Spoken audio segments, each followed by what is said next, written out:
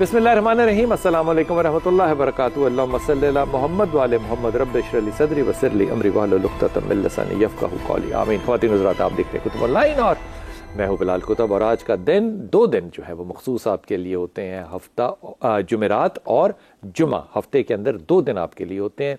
ये दोनों दिन जो है, एक तो मखसूस मेरे ख्याल में इसलिए कि बरकत वाले ज़्यादा दिन है, दिनों को दिनों पे फजीलत होती है। पीर वाला दिन जो है वो बड़ी फजीलत का है, मेरी नबी की पैदाइश है, रोज़ा रखते थे आप। जुमेरात जो है वो किताबों में आया कि जिब्राईल अलैहिस्सलाम का दिन है, जुमा अल्लाह का दिन है। और इसकी दरमियानी शब में अगर आ जाए ना ताक रात, तो फिर तो क्या ही कमाल होता है। इस पे बात इंशाल्लाह दोबारा कभी करेंगे, लेकिन आज आपकी कॉल्स लेंगे। हमारे टेलीफोन नंबर आपके सामने चल रहे हैं, आप कॉल कर सकते हैं और अपने मसाइल को हमारे जो मेहमान होते हैं उनके साथ मिल के हम कोशिश करते हैं कि शरई हदूद में रहते हुए, और जब मैं शरई हदूद कहता हूँ तो दीन और दुनिया दोनों इसमें शामिल होते हैं, आपको अपनी औकात और अपनी हैसियत के मुताबिक आपको जो भी अच्छा मशवरा दे सकें वो ज़रूर दें। इसमें कभी कभी मैं थोड़ा थोड़ा डांटता भी हूँ लोगों को। लोगों में बच्चे भी शामिल हैं, बच्चियाँ भी शामिल हैं, बुज़ुर्ग भी शामिल होते हैं। लेकिन मैंने ये जो अखलास है, दीनी अखलास जो है, इसमें अगर मैं किसी का मुरीद हूँ, वैसे वो मेरे उस्ताद तो मुरीद मानते कोई नहीं थे, मैं इसरार साहब की बात कर रहा हूँ, तो अगर मैं इसमें किसी का मुरीद हूँ तो वो डॉक्टर इसरार साहब हैं। अगर उनसे मैं पहले देखूँ तो डर्बन में हमारे उस्ताद हुआ करते थे, अहमद दिदात। और अगर आप आज भी इन दोनों हजरात को सुने तो जब ये मिंबर पे होते हैं तो आप इनकी खनक जो है ना आवाज़ की वो देखें। तो एक दफ़ा मैंने डॉक्टर साहब से कहा भी, मैं डॉक्टर अली अस्सलाम वालेकुम, वो डॉक्टर मैं कह रहा हूँ तो वो मैं सोच रहा था कि एकदम डॉक्टर साहब इधर हो जाए, डॉक्टर अली हमारे साथ हैं इंशाअल्लाह ताला। डॉक्टर साहब, मैंने उनको कई दफ़ा कहा, डॉक्टर इसरार साहब को, कि आप लोग कहते हैं कि आप नरम बात करें, आप क्या कहना चाहिए, मोहब्बत का पैगाम पहुँचाएँ। उन्होंने कहा मोहब्बत का पैगाम पहुँचाऊँ, अल्लाह का ना पहुँचाऊँ? मतलब बिल्कुल नहीं ना। उन्होंने पाँव तले से ज़मीन निकाल दी। उन्होंने कहा अच्छा अल्लाह का पैगाम नहीं पहुँचाना, मोहब्बत का पहुँचाना है। मतलब रोमानवियत की तरफ नहीं वो जाते। वो कहते थे देखो मैं अल्लाह और अल्लाह के रसूल की बात करता हूँ। और आप अगर उनके खुतबात देखें, अहमद दिदात साहब के भी और डॉक्टर इसरार साहब के भी, तो ये अहादीस की तरफ कम और तशरीह कुरान और कुरान की आयात की तरफ इनका जो जोर होता था, वो रुझान बहुत ज़्यादा होता था। तो कहते थे जब अल्लाह की बात है तो इस बात को आप दो टोक किया करें, इसमें आप जो बीज के पेचो खम है दुनिया के, जो आपके अपने ज़ाती खौफ है, उनको नहीं लाना। मुझे रिज़्क़ अल्लाह देता है, मुझे पक्का यकीन है। और यकीन कीजिए कि इन दोनों हजरात को अगर देखें, इनकी तारीख़ देखें, इनकी ज़िंदगी देखें, तो आपको अंदाज़ा होगा कि वाकई अल्लाह ने ही इनका बाजू पकड़ा हुआ था। मैंने डॉक्टर साहब को 30 साल, मैं तकरीबन उनको 30 साल 35 साल मैंने उनको देखा है। डॉक्टर साहब की ज़िंदगी की सादगी जो है वो भी अरूज पे थी, और उनके बयान में दुनिया के किसी मुल्क में हो, बयान का अंदाज वही था। ना वो किसी वीज़े से डरते थे, ना किसी हुकूमत से, ना लेना ना देना। बल्कि उन्होंने एक बड़ी अच्छी बात डॉक्टर अली ये कही हुई थी कि मैं निकाह उसका पढ़ाऊँगा जो बारात वाला सिलसिला नहीं करेगा, सिर्फ वलीमे की तरफ जाएगा। एक ऐसी शादी में, एक ऐसे निकाह में, उनके ऑडिटोरियम में बैठे हुए थे जहाँ उनको दरमियान में पता चला कि ये तो बारात बाद में इनका प्रोग्राम है। उन्होंने कहा मुझे इसमें शामिल ना करें। लोगों ने बड़ा प्रेशर किया, प्रेशर में नहीं आते थे। अब मेरी बड़ी माजरत कबूल कर लें कि अगर मैं किसी की मसाइल को सुन के प्रेशर में ना आऊँ और दो टोक फैसला करूँ। हाँ, यहाँ उंगली ज़रूर उठाई जा सकती है अगर वो हक़ की, शरीयत की, कुरान की और हदीस की बात ना हो, फिर ज़रूर गिरेबान पकड़ना चाहिए। लेकिन जब हक़ की बात हो और शरीयत की बात हो और आपके पास उसकी रवायत मौजूद हो, तो फिर दो टोक बात होती है, फिर जुल्म का साथ हरगिज़ नहीं दिया जा सकता। डॉक्टर अली, आम तौर पे मुझे एक याद आ गई बात है, उम्मे खुलात थी, इनका बेटा शहीद हुआ, तो ये रसूल पाक सल्लल्लाहु अलैहि वसल्लम के पास आई, जिस भी वजह से आई, ताज़ियत की वजह से आई या पूछने के लिए आई या कोई किसी भी वजह से आई। तो जब ये आई, तशरीफ़ लाई, तो इनके सर के ऊपर बड़ी चादर थी। अब जिलबाब इसको कहूँ या ना कहूँ मुझे नहीं है पता, लेकिन एक बड़ी चादर का लफ्ज़ जो है वो मैंने पढ़ा, बड़ी चादर थी। तो इस सहाबा में से तेज़ी से गुजरती हुई गई, तो सहाबा ने कहा कि तेरा बेटा शहीद हो गया है, तू गम की हालत में है, तो तूने इतना कुछ जो पहना हुआ है, अपने आप को जो ढका फटा हुआ है, ये ज़रूरत नहीं थी। अखलाकन कहा होगा या जानने वाले होंगे, जिस तरह भी कहा होगा। उम्मे खुलात का जुमला आगे से देखिएगा, उसने कहा मेरा बेटा शहीद हुआ है, मेरी हया को शहादत और मौत नहीं आई। वाह। खुदा की कसम, ये जुमला जब पढ़ा ना मैंने तो मैं खड़ा हो गया कि क्या लोग थे कि वो दो टोक फैसला करते थे। कोई रुमानवियत नहीं है, जहाँ हुक्म है वहाँ हुक्म है। वहाँ पे आज के हमारे उलमा की तरह बीच में पेचो खम निकाल के रास्ते और वाक़यात और फिर जब नई तरजीहात आ जाए तो शरीयत बदल जाए ना, कुछ नहीं। हुजूर एक जुमले में बस बताइए, ये हिजाब और सतर में फ़र्क क्या है? बिस्मिल्लाहिर्रहमानिर्रहीम। बुनियादी तौर पे जो कुरान मजीद, जिस तरह आपने बड़ी अच्छी बात की, और ये कुरान ही के हवाले से हो सकता है कि जो दो टोक बात करें। बस कुरान के अलावा हर शय में दो राय मौजूद हैं, बिल्कुल, और हो सकती हैं, और ये इल्म का तनव्वुअ है, होनी भी चाहिए। ठीक है, इसीलिए मैं हमेशा कहता हूँ कि कुरान और दीन जो है इस्लाम, ये कोई नुक्ते नज़र नहीं है किसी का कि आप इससे इत्तफाक या अदम इत्तफाक करें। ये एक निज़ाम है जिसको पूरे सिनेरियो में समझना। बिल्कुल ठीक। पर्दा भी बिल्कुल ऐसे ही है उसके अंदर। देखिए कुरान मजीद सूरा आराफ की आयत नंबर 26 में, इसके अलावा कुरान मजीद में कोई आयत नहीं है जिसमें पर्दे का हुक्म नस के साथ ज़ेर बहस आया। नस से मतलब होता है क्लैरिटी के साथ। आप इस्तेमाल 50 आयतें मैं भी आपको दिखा सकता हूँ, दिखा सकता हूँ, लेकिन बिल्कुल क्लियर अल्लाह ने लिबास की दो शराइत बता दी। ठीक, इसके अलावा आप तीसरी डालने में, चौथी डालूं, डाल लें, वो डाल लें, वो आपकी मर्जी है। बिल्कुल अच्छी चीज़ें डालते हैं, अच्छी चीज़ों में कोई कदगन नहीं है, लेकिन जो लीस्ट मिनिमम रिक्वायरमेंट है वो वाज़े हम पर। ठीक, वो अल्लाह ने फरमाया कि एक वो चीज़ है, और लिबास का लफ्ज़ आया कि अल्लाह ने तुम्हारे लिए वो लिबास है मोमिनो पसंद किया है जो तुम्हारे सतर को छुपाए, और दूसरा जीनत बख्शने वाले आज़ा को वाज़े न होने दे। ठीक है, और खुद भी बाइस जीनत हो, लिबास, हाँ, खुद भी बाइस जीनत हो, लेकिन तुम्हारी जीनत के जीनत बख्शने वाले आज़ा वाज़े भी ना करे, और लिबास बाइस मुराद है जिस्म के जीनत वाले अज़ा को छुपाए और दिखने में अच्छा, खुद बेजीनत ना हो। हाँ, दिखने में अच्छा, नफीस खुदा है। वाह वाह वाह है। हज़ूर ने क्या तारुफ करा, हज़ूर ने इन्नल्लाह जमील व युहिब्बुल जमाल, अल्लाह खूबसूरत है और खूबसूरती को पसंद फरमाता है। और अपना रसूल भी उसने कैसा नफीस, इसी बात पे रहना है। हाय हाय, ये नस वाली जो बात है ना, इसी पे रहना है। डॉक्टर साहब मैं कॉलर ले लूँ, डॉक्टर साहब। हाय हाय हाय, वो जो हाय हाय हाय हाय, क्या बात है डॉक्टर साहब।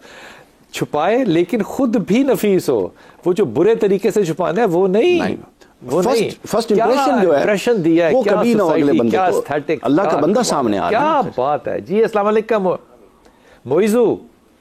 हाँ, अस्सलाम जी, मोइजू नाम है बेटा आपका? हाँ जी, मोइजू। बड़ी मोहब्बत से रखा किसी ने आपका नाम मोइजू? हाँ जी, माशाल्लाह। किसने रखा था? मेरे पापा ने रखा था। माशाल्लाह ताला। जी बताओ मोइजू। मेरा मसला ये है कि मेरे जो हस्बैंड है उनके साथ मेरा मसला चल रहा है। हस्बैंड का नाम मोइजू? हाँ जी। नाम उनका क्या है मियाँ का? शमीर। शमीर, ओके। लेकिन वो नाम हमारा एक बेटा है, 1.5 साल हो गए शादी को। अच्छा। मैं अपने वालिद के ही घर पे हूँ, लेकिन वो ना उनको अपने बेटे की परवाह है, उसका खर्चा भी नहीं उठा रहे अब। अच्छा। और आगे से ना अब मेरे पापा ने बात की है उनसे, मेरे मामा ने और पापा ने बैठ के बात की है। अच्छा। उन्होंने आगे मेरे पापा से बदतमीजी करनी शुरू कर दी है। अच्छा। मोइजू आपके शहर में रहती है बेटा? सियालकोट में। सियालकोट। मुझे ये बताओ कि आपका बुनियादी तौर पे क्यों अपने घर में रहने का प्रोग्राम बना? आप खुद आई थी या आपको छोड़ के गए थे? नहीं, मुझे खुद ही छोड़ के गए थे। अच्छा, किस वजह से छोड़ के गए थे? वजह कोई भी नहीं थी, मेरी फौज जो है ना वो कह रही थी इसको घर छोड़ो। अच्छा जी। तो हस्बैंड के साथ आपकी बोलचाल नहीं है? कुट्टी है? हाँ जी, कुट्टी है। अब तब कुट्टी थी जब वो छोड़ने आए घर? नहीं, तब तो नहीं थी। तो अब तब आपने पूछा नहीं कि आप मुझे घर क्यों छोड़ना चाहते हैं? क्या मैंने हाँ जी, मैंने पूछा था। मैंने कहा था मैं वो लोग मुझे ना हर हफ्ते में ना 4 दफा मुझे मेरे माँ बाप मेरे वालिदैन के घर छोड़ते थे। नहीं, वो 4 दफा बेटा छोड़ते थे, ये है आखिरी बात। वो क्यों छोड़ते थे इस पे आओ। कि उनको खर्चा ना करना पड़े, मेरा खर्चा ना करना पड़े। हाँ जी। अच्छा, तो आप बहुत ज्यादा खर्चा करती हैं? नहीं, मैंने खर्चा मैं कुछ करती नहीं थी, बस ये था कि मैं प्रेगनेंसी थी तो इस वजह से खर्चा तो लेना था ना। क्या किस लिए लेना था? जब मैं प्रेग्नेंट तब थी ना। नहीं, प्रेगनेंसी में किस चीज का खर्चा लेना था जिससे इख्तलाफ पैदा हुआ? डॉक्टर के पास जाने का। हाँ, एक और क्या प्रॉब्लम था? तो अब तो खर्चा भी नहीं है, तो अब क्या प्रॉब्लम है फिर? अब ये है कि अब बेटे का भी खर्चा नहीं दे रहे। बहुत अच्छी बात हो गई। अच्छा ये बताओ कि तुम्हें मिलने आते हैं, बातचीत है तुम्हारे साथ? नहीं। अच्छा, अगर मैं ये समझ लूं कि उनका सिर्फ प्रॉब्लम खर्चा है, फर्ज कर लो, तो आपसे बातचीत क्यों नहीं है, आपको मिलने क्यों नहीं आते? ये है कि अगर वो मेरे से बात करेंगे तो उनको खर्चा देने पड़ेगा। यही तो हमें समझ नहीं आ रही है। पहले भी मेरे पापा ने आधा खर्चा, अब सारा खर्चा तो पापा ने किया था। पहले भी हमने कहा था कि दें, वो कहते हैं मैं नहीं दे सकता। ठीक है, अब वो दे सकता है, तुम ये बताओ पहले क्या काम करता है वो? नहीं दे सकता। तो फिर तो मसला ही नहीं है, अगर वो दे ही नहीं सकता तो यही तो मसला, काम करे ना। अच्छा देखना, अब आई ना कितनी देर के बाद सही वाली बात आई है। पहले सारे थे इल्जामात, अब वो बेचारा काम ही नहीं करता। हाँ जी। तो अब आप कह ये रही हैं कि हम इसलिए कुट्टी कुट्टी हैं क्योंकि वो काम नहीं करता। हाँ जी, ऐसा ही है ना जी। अब ये बताओ कि वो काम क्यों नहीं करता? वो कहते हैं मैंने बाहर जाना है। हाँ, या इधर बाहर, या मुझे आपके वाले साहब सेट करें। हाँ जी, यही है कि मेरे वाले साहब सारा खर्चा करें। तो वो ये बताओ कि वो पढ़ा लिखा है? नहीं। तुम पढ़ी लिखी हो? हाँ जी। कितना? मैंने बीकॉम किया। तो शादी क्या देख के की थी आपके वालिदैन ने खैर से? क्योंकि उनके दुकानों से किराया आ जाता है ना, तो उन्होंने कहा था कि मेरी फूफो भी खाती है किराया, तो आपको भी दे देंगे। तो अब किराया नहीं आ रहा? आ रहा है। तो फिर मसला क्या है? बस मेरे लिए खर्चा नहीं है। खुद जाते हैं, घूमते फिरते हैं, सब कुछ है। बस मेरे ये आपका कजन है? के लिए। आपका कजन है ये? हाँ जी। तो शादी ब्याह पे, गमी खुशी पे कहीं मुलाकात पुफों शुफों से इधर उधर नहीं होती? नहीं, पहले तो कोई मुलाकात नहीं हुई क्योंकि इतने वो नहीं थे हम लोग के, ब्रॉड माइंडेड नहीं है ना मेरे पापा। अच्छा मेरी बच्ची, अब देखो बात सुनो। पहली बात तो ये कि पहला स्टेप ही गलत था कि अगर वो कुछ करता नहीं है तो आपके वालिदैन का फैसला गलत था। जी। दूसरी बात ये कि अगर वो तुम्हारे खाने का खर्चा और तुम्हारे डॉक्टर का खर्चा नहीं उठा सकता तो मेरी समझ से बाहर है कि वो शादी का मकसद फिर तुम्हें रखने का क्या होगा। ये शादी आउटसोर्स नहीं हो सकती, जिस तरह कि हम टीचिंग आउटसोर्स और कैरेक्टर बिल्डिंग आउटसोर्स और मोटिवेशनल स्पीकर आउटसोर्स करते, शादी आउटसोर्स नहीं हो सकती, ये इनडोर है। अब वो पुफियों को लगता है कि अगर आप उनका खर्चा खाती हैं तो मैं क्या कह सकता हूँ, लेकिन अगर वो अपने पे खर्चता और तुम पे नहीं खर्चता तो मैं उसको फिर कंजूस नहीं कह सकता। या तो ये हो कि वो खर्चता ही नहीं है, अगर वो खर्चता है और आप पे नहीं खर्चता तो फिर कोई इख्तलाफी नोट जरूर होगा। तीसरी चीज ये कि बच्चे को भी नहीं मिलता और बच्चे को भी खर्चा नहीं देता, ये उसकी नाइंसाफी है और ये इंतहाई जालिमाना कदम है। लेकिन हैविंग सेड दैट, क्योंकि सच पे आते हुए आपको भी वक्त लगा, आपके वालिद से उसने बदतमीजी की, वालिद के साथ नहीं करनी चाहिए थी, लेकिन वालिदैन को भी बात करने का अंदाज, ढंग और सब्जेक्ट मैटर पता होना चाहिए कि हमने करना क्या है। रास्ता, जब नेगोशिएशन होती है ना, नेगोशिएशन में रास्ता निकालते हैं, चाहे वो हाईजैकर हो, रास्ता निकालते हैं कि वरना नेगोशिएशन नहीं करते, वरना 1 to 1 नहीं होते। अब मेरा मशवरा तुम्हें यह है कि 2 काम, एक तो तुमने अपनी तरफ से वालिदैन के कहने से कोई फैसला कुन हरकत नहीं करनी है, इस बात को वक्त दो। दूसरी चीज ये कि अपने शौहर के साथ तुम टेलीफोन पे जिस तरह भी हो सकता है राब्ते को कायम रखो, तुम पीछे ना हटो वो जवाब दे या ना दे। तीसरी बात ये कि तुमने आयत करीमा और इन्ना लिल्लाह व इन्ना इलैहि राजिऊन, आयत करीमा और इन्ना लिल्लाह व इन्ना इलैहि राजिऊन, ये 2 तस्बीहात जो हैं ये पढ़ते रहना है और अल्लाह से आस लगानी है कि अल्लाह ताला उसके दिल को नरम करे और उसमें इंसाफ डाले और उसको और आपकी पुफियों जानों को हदायत दे इंशाअल्लाह ताला। जी अस्सलाम वालेकुम नीलम बेटा। जी बिलाल भाई कैसे हैं? अल्लाह का शुक्र है बेटी। बात कर रही हूँ भावलपुर से। जी मेरा पुत्र। जी बिलाल भाई, मेरी शादी को 11 महीने हो गए हैं। मेरे शौहर का नाम वसीम है। तो वो जो है ना, शादी के 2-3 महीने तक बहुत अच्छे रहे हैं साथ हम, लेकिन उसके बाद पता नहीं क्या हुआ है कि अचानक से जो है ना उनके दिलो दिमाग में शक्को को शुबहात हैं और रखता नहीं है मुझे। शक्को शुबहात किस चीज के? वो हर शख्स के ऊपर इल्जामात लगाते हैं। नहीं बेटा, वो जो 3 महीने आपके अच्छे गुजरे उसमें कोई इल्जाम तो नहीं 4 महीने में लगा आप पे? नहीं, तब तो वो मुझे खुद लेके फिरते रहे हैं, कभी किसी के घर कभी किसी के घर, कभी जब उन्होंने फिर उसके बाद अब आपके ऊपर उनको शक होने लग गया कि आपकी मूवमेंट ठीक नहीं है। वो जो है ना बहुत शक करते हैं, बंदे बंदे शक किस चीज पे, किस चीज पे कि आप खाना ठीक नहीं पकाएंगी, जहर डाल देंगी, क्या शक? शक की बात बताओ, किरदार की बात है ना। देखो 4 महीने में उसने डेटा कलेक्ट किया ना, तो तुम ये तो नहीं कह सकती कि मुझे नहीं पता क्या बात हुई। ये मासूमियत तो नहीं हो सकती ना नीलम। उसने 4 महीने तुम्हें लेकर फिरा है, हर जगह गया है, उसने 4 महीने देखा है। क्या बीवी की हैसियत से तुम्हारा ये फर्ज नहीं है कि तुम पूछो मियाँ से कि मियाँ साहब आप बताएं कि मुझे क्या करना चाहिए? वो मुझसे बात करना ही पसंद नहीं करते, वो मुझे रखते ही नहीं है लेकर। मैं अगर चली नहीं, देखो ये आखिरी बात कभी नहीं होती नीलम, इस तरह नहीं करते। कितनी उम्र है तुम्हारी बेटा? 25 साल है। 25 साल उम्र है ना, तो तुम्हें 25 साल का बिहेव करना है ना, तुम 16 साल का बिहेव तो नहीं कर सकती। यहां तक आते हुए कुछ रास्ते में सफर हुआ होगा ना, 4-6 महीने जो अच्छे गुजरे हैं उनका कोई तो सदका होगा ना, कोई तो उसकी खैरात निकलेगी ना, कोई तो उसका दम है ना। अब वो बात क्यों नहीं करते, इसका तुम्हें क्यों इल्म नहीं है? मुझे ये नाकामी लगती है तुम्हारी। बिलाल भाई उन्होंने जो है वो मेरी शादी 7 का बाद हुई है, मेरा अम्मी का उससे क्या फर्क पड़ता है? तुम इररिलेवेंट जा रही हो नीलम। 6 महीने तुम्हारे अच्छे गुजरे, 6 महीने अच्छे गुजरे, वो तुमने एंजॉय कर लिए। अब तुम कहती हो 7वें महीने में मुझसे बात नहीं करता। कैसे मुमकिन है कि बीवी को इल्म भी नहीं है कि मेरा शौहर किस चीज से नाला है? नहीं, इन्हीं वजह से एक वो जो है ना मुझे मेरे ऊपर ही इल्जामात नहीं लगाते, वो मेरी सारी बाकी सारों को छोड़ दो, कजनों को छोड़ दो, कजने तुम्हारे शौहर के निकाह में नहीं है, गिबत मत करो, अपनी बात करो। तुम्हारी किस बात पे वो शक करता है? बावजूद मैं उनके साथ चली गई थी यहाँ से, अम्मी के घर से मैं वहाँ चली गई हूँ, फिर वो घर ही नहीं आए, घर ही नहीं आते, मुझे खर्चा 1 रुपया नहीं देते।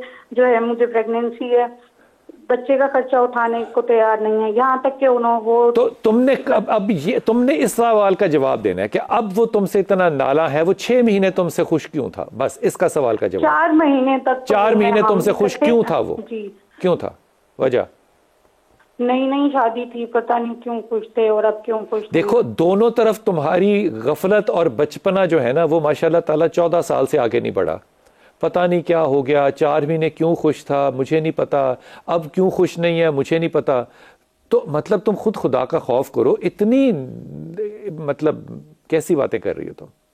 नीलम, शौहर जो है उसमें कोई एक शरई बुराई बताओ। भाई वो खुद औरों से नाजायज ताल्लुकात रखते हैं। कितनी बड़ी तुमने अब तुम्हारा उसके साथ रहना बनता है? वो मुझे खुद बताते हैं। छोड़ दे। देखो इतनी ये वो शक जो कर रहा है ना, खुदा का वास्ता है नीलम, घर में बसना सीखो। मुझे नहीं समझ में आता कि हमारी बच्चियों को माँ बाप क्या पढ़ा के क्या सिखा के रुखसत करते हैं। इतनी बड़ी बातें वो ये करता है, वही मैं झूठ बोलूं तो तुम्हारे लिए वो सच है। कैसी बात करती हो? दूसरे के ऊपर उंगली उठाने से पहले अपना गिरेबान देखते हैं। बीवी पे शक कर रहा है, उसके ताल्लुकात है, ये बराबरी की चोट पे नीलम रिश्ते नहीं चलते। वो बड़ बोला है, उसका कहां ताल्लुक है? बड़ बोला है एवं ही बातें करता फिरेगा, करने जो का कुछ नहीं है, गप्पे होती हैं यारी। कैसी बातें कर रही हो? तुम्हें बीवी होने की हैसियत से नहीं पता, फजूल काम कर रही हो। अपना कॉन्फिडेंस बिल्ड करो, कजनों को बाहर निकालो, बिल्कुल अपने शौहर से राब्ता रखो और अपनी मोहब्बत का यकीन दिलाना ये तुम्हारा काम है, वरना बाहर कोई और यकीन दिला देगा उसको। 2 तस्बीहात तुमने पढ़नी है, ला हौल वला कुव्वता इल्ला बिल्लाह की और आयत करीमा की, दोनों पढ़ो। Focus on one thing, build trust. अगर बीवी नहीं बिल्ड ट्रस्ट कर सकती शौहर पे, तो फिर बाकियों का हक है कि वो ये करें। ये मैं तंजन कह रहा हूं। फिर रोना किस चीज का है? मैं ईमानदारी से अली भाई वापस आके पूछूंगा कि माँ बाप क्या तरबियत दें बेटियों को? 25 साल की उम्र में माएँ बनने के बाद भी उनका बचपना नहीं जा रहा कि पता ही कुछ नहीं, वो तो है ही ऐसा। ये तरीका नहीं होता घर बसाने का। वक्फा लेके वापस आते हैं।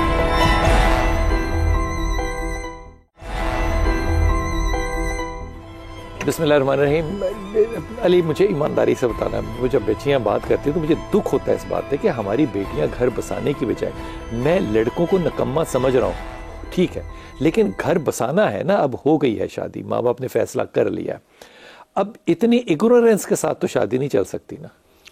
आप दुरुस्त फरमा रहे हैं, और मैं तो बड़ा टेंस बैठा हूँ जब से वो ये 2 पिछली कॉल्स आपने ली हैं, और आपका एग्रेशन भी मैं देख रहा था।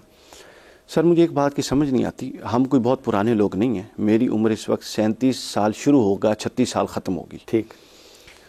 तो मैं ये सोच रहा हूँ कि जब हम देखा करते थे ना अपनी फैमिलीज़ में, तो हमारे यहाँ इख्तलाफ क्या होते थे, उसने ये बात कर दी, उसने झूठ बोल दिया, उसने मेरे पे ये इल्ज़ाम लगाया। सर अब तो इख्तलाफ किरदार से शुरू होता है और इल्ज़ाम पे ख़त्म होता है। इससे पीछे इख्तलाफ ही कोई नहीं रह गया।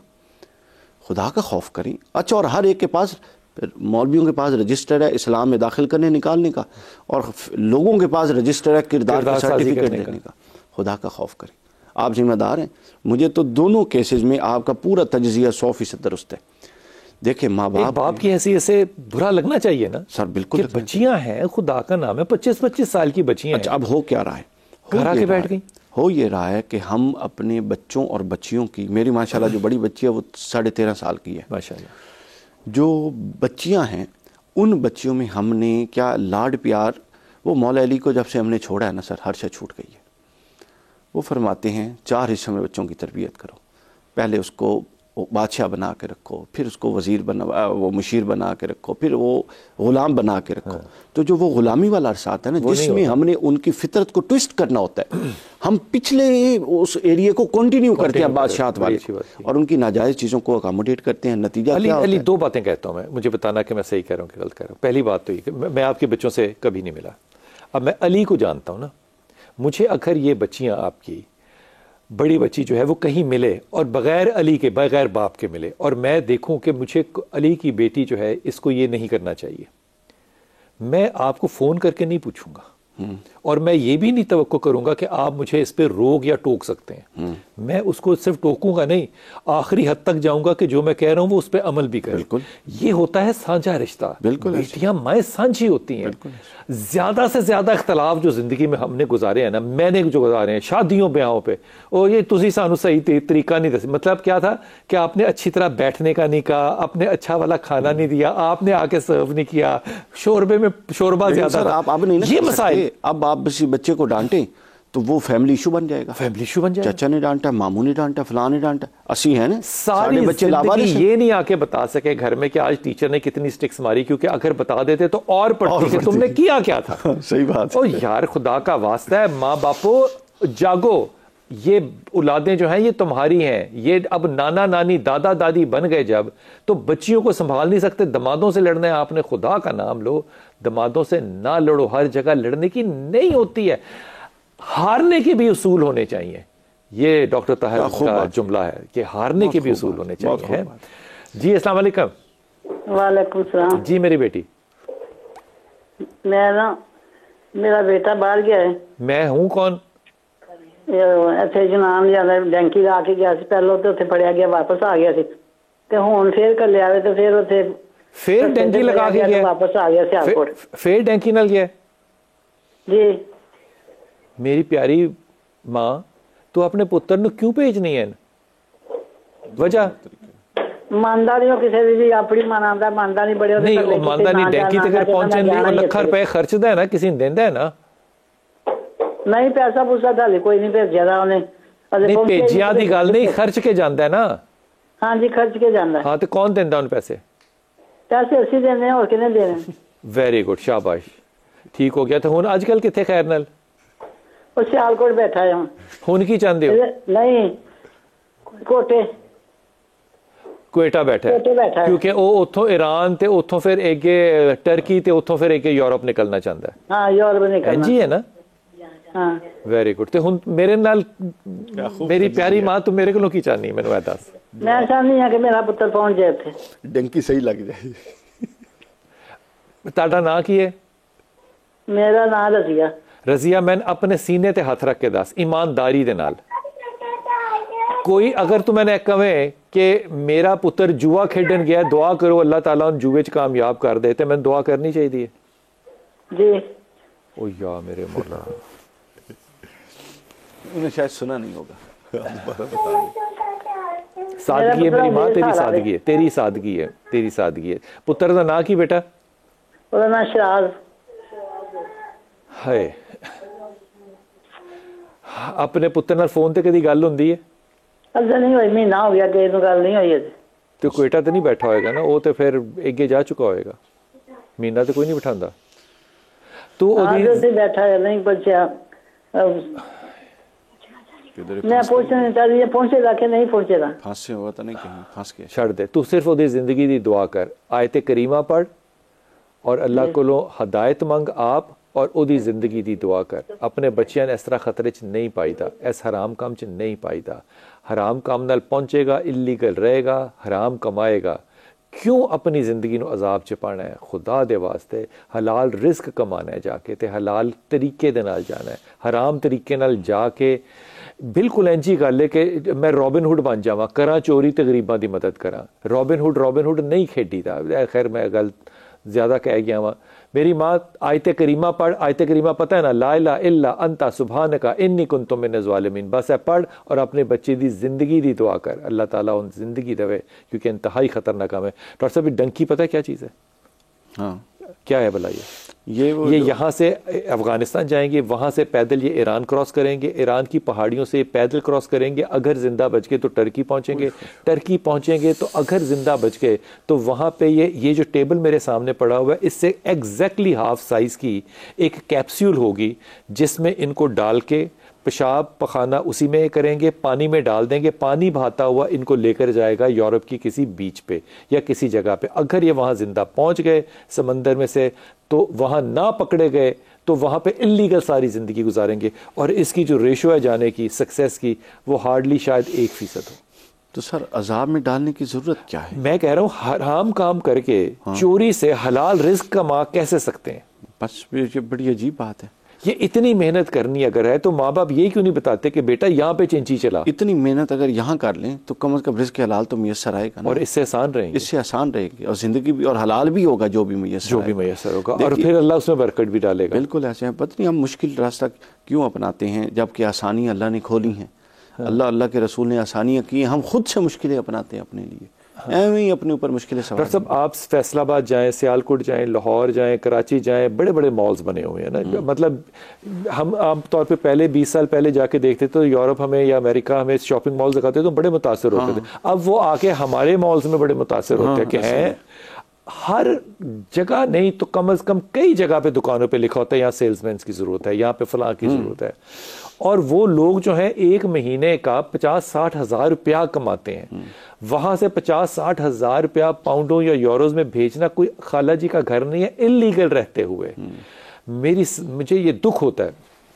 मैं यूरोप में एक मुल्क में था तो वहां पे एक बच्चा मिला के उस बच्चे ने आके बड़ी जफ्फी शफी डाली और उसने कहा कि आपको मैं यहाँ पे खाने के आपसे पैसे नहीं लूँगा। मैंने कहा नहीं तुम पैसे खुद दोगे जाहिर है। तो नहीं ऐसा नहीं होगा। दोस्ती हुई उससे, गपशप हुई, जाते हुए उसने कहा कि वो मेरी अम्मी के लिए दुआ करें, मेरी माँ का इंतकाल हो गया और वो सियालकोट से था। तो मैंने कहा तुम गए क्यों नहीं? उसने कहा क्योंकि मैं इल्लीगल हूँ तो मैं जा सकता ही नहीं हूँ।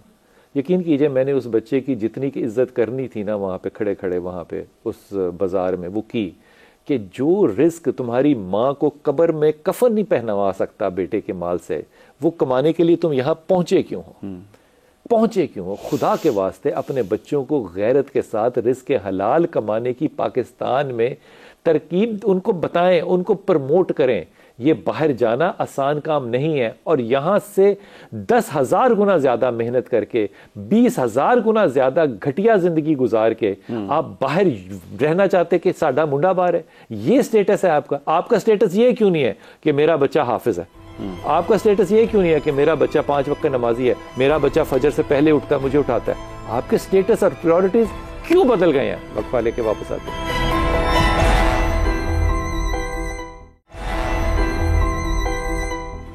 बिस्मिल्लाहिर्रहमानिर्रहीम। आपने फरमाया कि सतर जो है उसको ढांपना है और सतर मर्द और औरत का क्या है डॉक्टर साहब? मर्द का सतर सर ये है कि नाफ इसका पूरा गोल दायरा पीछे तक कमर तक बना लें और ये टखने इसके नीचे ये जो नरम जगह है इसको गोल टखने बना लें। ये आपका इस हालत में वो नमाज पढ़ सकता है। ये आपका सतर अगर कवर हो तो मर्द नमाज पढ़ सकता है। नमाज पढ़ सकता है बिल्कुल नमाज। औरत का सतर हज़रत अब्दुल्ला इब्ने उमर के पास एक शख्स आया, आपको पता है, तो वो जानबूझ के सिर्फ सतर कवर करके नमाज पढ़ रहे थे। अगर कमेंट है तो कोई बताए, ताकि किसी को कमेंट है तो बताए। इसी तरह रसूलुल्लाह सल्लल्लाहु अलैहि वसल्लम ने खड़े होकर नमाज अपना पानी पी के दिखाया ताकि लोग ये समझ रहे थे कि हजूर अक्सर बैठ के। और रावी कौन है इसके? मौला कायनात। ठीक है ना? क्या बात। अच्छा, और अगली बात मैं बताऊं, बुखारी में मैंने पढ़ी, मैं हैरान हो गया कि अपना एक सांस में पानी पिया हजूर अलैहिस्सलाम ने।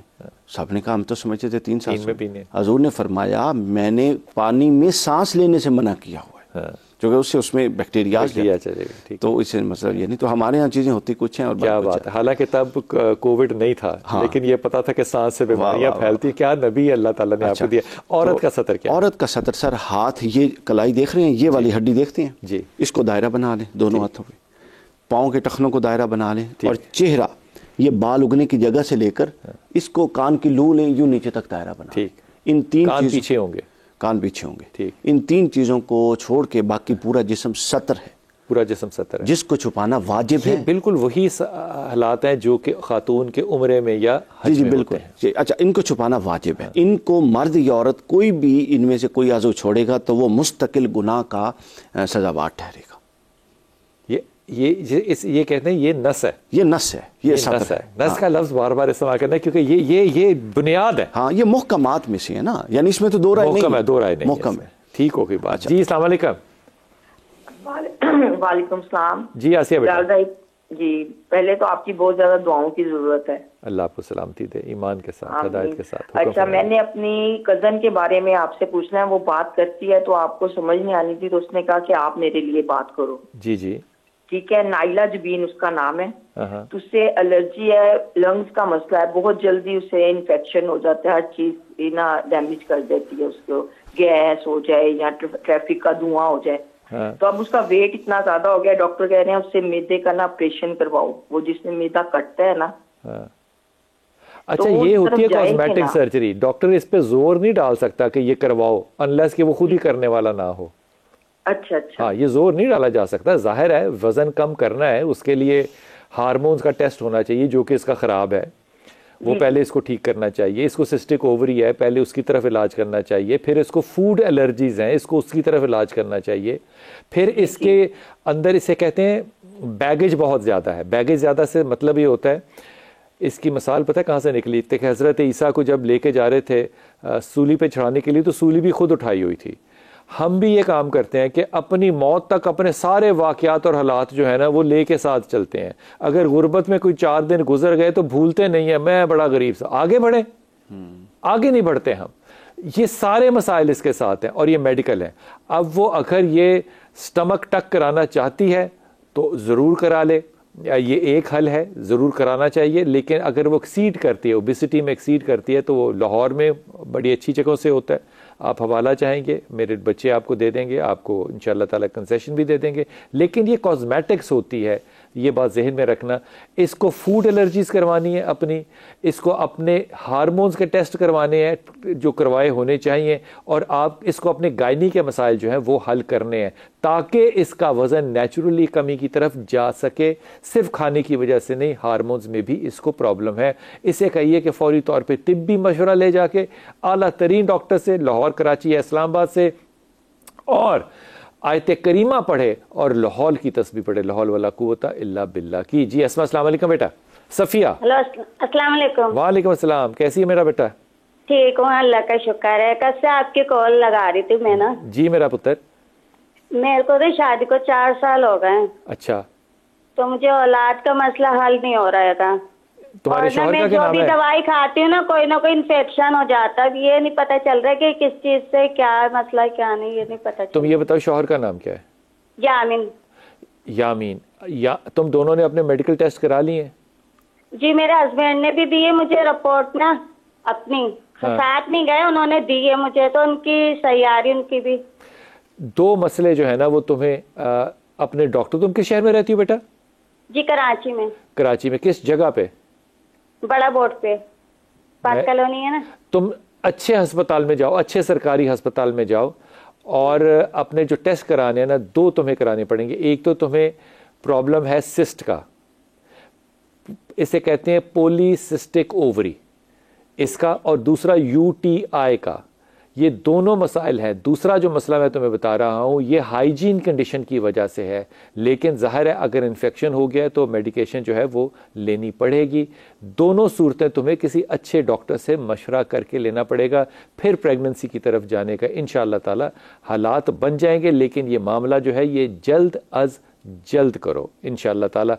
पढ़ती रहना, सूरह कौसर पढ़ती रहना ज़रूर साहिब औलाद होने के लिए। इंशाअल्लाह ताला अल्लाह बे औलाद नहीं छोड़ेगा तुम्हें इंशाअल्लाह ताला।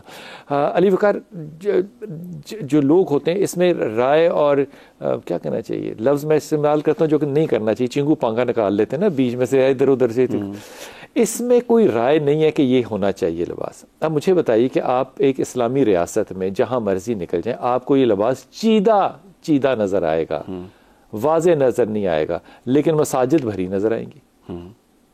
क्या वजह यह है कि जब आप दीन को उठा के मज़हब के नुक्ते मज़हब पर लाते हैं, मज़हब की सतह पर, तो फिर ये मामला होता है। मज़हब ये चीज़ होती है कि आपकी एक चीज़ के बारे में राय है, आप किसी के मुरीद हैं, आपके शेख साहब की राय है, आराम में अज़वाक ज़ौक़ का दखल होता है। आपने रसूलुल्लाह के दीन को ताक में रखा हुआ है और आपके पास आपके पीर साहब का ज़ौक़ और दीन चल रहा है, मेरे पास मेरे पीर साहब का ज़ौक़ और दीन चल रहा है, हमारे पास ये अज़वाक चल रही हैं। किसी की तबीयत में अगर सुन्नतें ज़्यादा हैं तो हम उसके फॉलोवर फ़र्ज़ को एक तरफ रखते हैं और वो कहते हैं अगर सुन्नतों की फ़र्ज़ों की अहमियत होती तो फ़लाँ साहब ये ना करते। अच्छा, बड़े साल मैंने एक बाबे के साथ गुजारे, अल्लाह मुझे माफ़ करे, मैं तौबा के साथ रुजू के तौर पर ये बात ना सुना रहा हूँ आपको। एक बाबा जी थे हमारे, मेरी बात की तायद में, पहले आप सुन लें। अच्छा। वो कहते थे इलामा इकबाल टाउन में, उनका इंतकाल हो गया, मैं क्या कहूँ, बस वो कहते थे कि नमाज छੱਡ दे। हाँ, और क्या चाहिए, तो नौजवानी की उम्र थी, छोड़ दी। उन्होंने कहा मैं तुम्हारी नमाज खाना काबा में खुद जाके अदा करता हूँ। अच्छा। तो हमारा ख्याल होता था कि हमारी पांचों की पांचों खाना काबा में अदा। उसका एक हल था ना, तो ये ज़ौक़ की इंतहा कोई नहीं होती। उसका एक हल था। हाल ये था कि उनको एक कमरे में बंद करते और ताला लगाते और रोटी ना देते और उन्हें कहते जब मक्का जाते हैं ना, वहां खा कर आया करें, वहां से खा कर आया करें। तो तीसरे दिन उनको लग पता जाता, वो कहते नहीं ये बात वैसे यही करनी चाहिए, लेकिन अगर ये बात मैं करने जोगा या मुरीदैन करने जोगे हो तो वो कम से कम यही यकीन ना करें कि बाबा जी उनकी नमाज जो है वो जाके अदा करते हैं। और ये मैं बात जो है ये तमस्खर में और मजाक में नहीं कह रहा, लाहौर के अंदर आपको क्रॉस द बोर्ड ऐसे उस्तादान, मैं पीर तो नहीं कह रहा, वो मिलेंगे जो कहते हैं कि आपकी नमाज तो हमने अदा कर दी, या आपने देखा था कि मैं तो वहाँ नमाज अदा करके आया हूँ। खुदा के वास्ते अपने ज़ौक़ को शरीयत के असूलों के पाबंद करें। अगर ऐसा नहीं होगा तो फिर यही सूरत होगी है ना। सही बुखारी में हुज़ूर ने फरमाया था कि कोई बंदा मोमिन नहीं हो सकता जब तक उसकी तबीयत के अंदर उठने वाले रुझान मेरी लाही हुई शरीयत के ताबे ना हो जाए। अल्लाह ताला आपको खुश रखे, सलामत रहिए, दुआ में याद रखिए। अल्लाह आपको सानिया देने और बांटने की तौफीक अता फरमाए।